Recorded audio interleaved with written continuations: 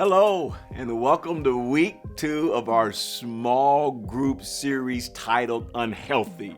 And our goal is that through life-giving relationships in our small group, that you're going to take steps towards health. That's one of the powers of relationships. It leads us towards health. And let me just tell you our goals, I covered in week 1. But it's so important that you know the goal of our small groups. And first of all, it's just to make some friends, some real Christian friends. And those friendships, my hope is that it will lead you to open up, that you can find some safety and you will really open up and share the real you and your real issues, your real pains, and find freedom and healing as you open up. And another goal is that you would care for one another. Life happens. People get sick, go to the hospital, need somebody to visit them, need meals brought to their home. We have real needs we need prayer for, or somebody to know that they miss us, and some encouragement, that you would really care for each other. And fourth of all, that you would grow together. I hope and pray that through this small group, you would take one next step in your spiritual journey. Everybody, take one next step in your spiritual journey. And then the last goal is that you would develop long-lasting friendships. My hope is that because of the power of this group, that you would just continue to meet even after this 6 weeks, and you would really do life together. Well, hey, let's jump into week number 2 of our Unhealthy series. Let me take you back to John chapter 10 and verse 12. I read that verse last week, and I want to share it with you again. It says, a hired hand will run when he sees a wolf coming. He will abandon the sheep because they don't belong to him, and he isn't their shepherd. And so the wolf attacks them and scatters the flock. And we talked about that last week, that right now the wolf is attacking the sheep, and the sheep are scattering, the wolf of COVID-19 and financial challenges and racism and depression and worry and fear and confusion. I mean, the enemy is so busy right now, and sheep are scattered and they're isolated and they're in danger. And isolated sheep have no one to help them up when they fall. It's really interesting about sheep is that when sheep, especially pregnant sheep, fall on their back, they can end up in some serious trouble. Did you realize that the sheep can get in a position on their back called casting, where they cannot roll back over by themselves? And a sheep can die because they can't roll back over, literally lay on their back and can't roll back over by themselves and end up dying. And the truth about life is life has a way of knocking us all on our back.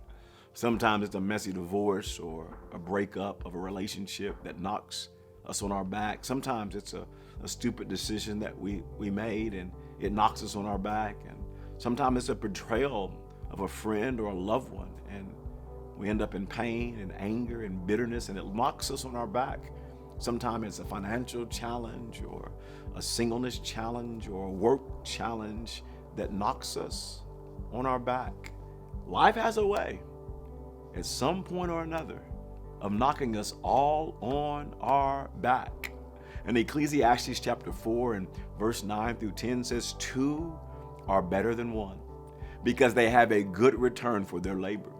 If either of them falls down, one can help the other up. But pity anyone who falls and has no one to help them up. And I know in my own life, I could think about several seasons when I have been on my back. There was one season where I experienced betrayal of a close friend. And that betrayal that whole just season, I found myself in bitterness, in pain, in confusion. I was on my back. And what helped me roll back over and get back on my feet were Christian friends, literally speaking into my life. Herbert, we believe in you. The best days are ahead for you.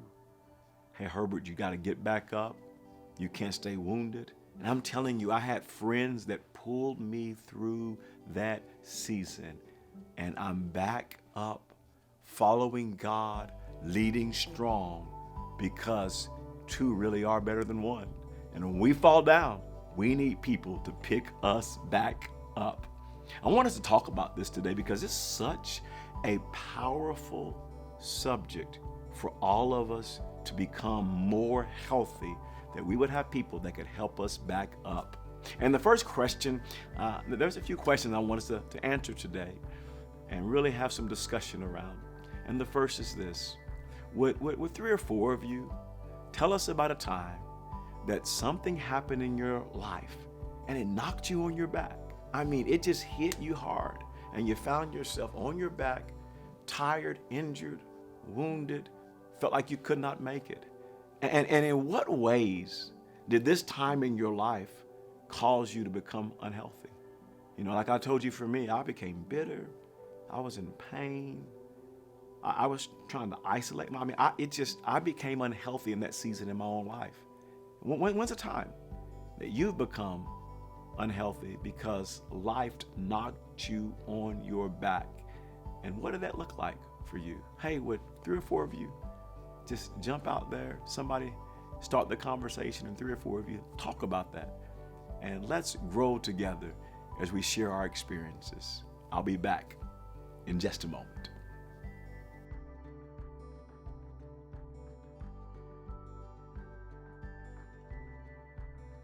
Small group family, let's dive into question number 2. And this next question is this. I want you to really process and answer together. Is when you're on your back, what did other people do to help you get back up? I want you to think about that specifically. Like I can think specifically in my own life, sitting in a coffee shop and a friend looking me in my eyes and saying, "Herbert, I believe you." I was crying like a baby. I said, "Herbert, I believe in you." He said, "You're under spiritual attack. The enemy is attacking you." And I was crying. But can I tell you, it was a breakthrough for me that my friend, you know what he was doing?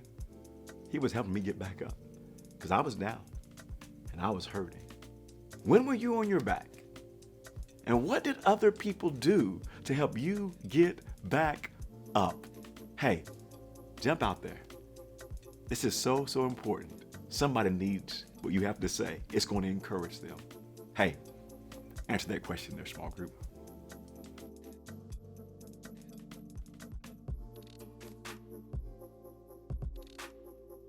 Question number 3. Now, I would like 3 or 4 of you to tell us about a time you helped someone else back up when life knocked them on their back. So we talked about ourselves, but how has God used you in somebody else's life specifically? When life knocked them on their back, how did you help them get back up? Hey, I'd love to hear really just some real practical, real specific things that you've done to help other people when life was hard and knocked them on their back, how you helped them get back up. Hey, somebody jump out there and lead the way on answering this question.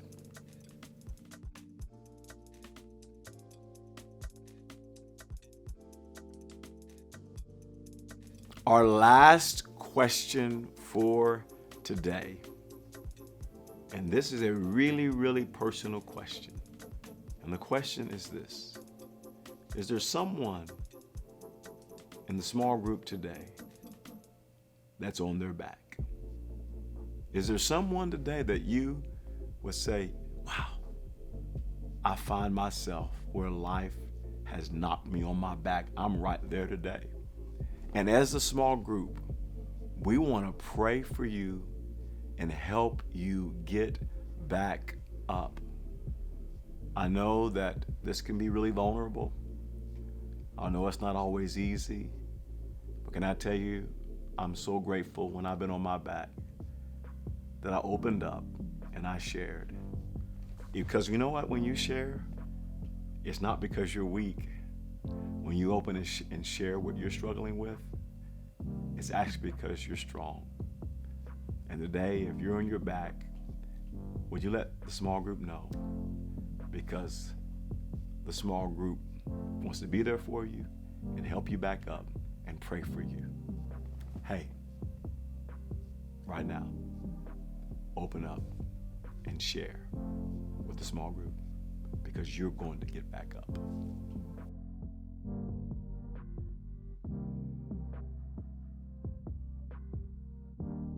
Small group family, I believe some powerful breakthrough moments are already happening in your small group. I believe there's some relationships being built, and God is just getting started. Would you be back next week? Don't let the devil rob you of what God wants to do through this small group.